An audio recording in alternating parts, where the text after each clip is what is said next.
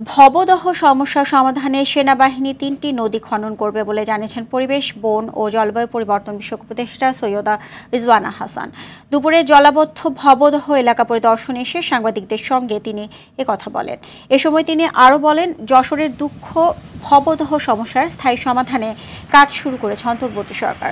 এ লক্ষ্যে সেনাবাহিনী হরি, ভদ্রা ও আপার ভদ্রা এই ৩ নদী খনন করবে। এ সময় স্বরাষ্ট্র উপদেষ্টা জাহাঙ্গীর আলম চৌধুরী এবং দুর্যোগ ও ত্রাণ উপদেষ্টা ফারুক ই আজম সহ সংশ্লিষ্ট মন্ত্রণালয় এবং সামরিক ও বেসামরিক কর্মকর্তারা উপস্থিত ছিলেন।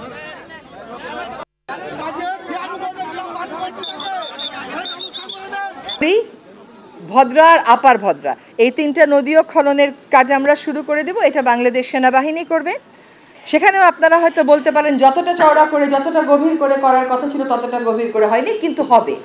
ওই যখন চিরস্থায়ী সমাধানটা হবে তখন ওইটা হয়ে যাবে। আপাতত গত বর্ষার মতন যেন আর পানি না জমে সেটার জন্য বাংলাদেশ সেনাবাহিনী এই নদীগুলোকে খননের কাজ শুরু করে দেবে এবং আমরা আমডাঙ্গা খাল এর খননের কাজটা শুরু করে দেব।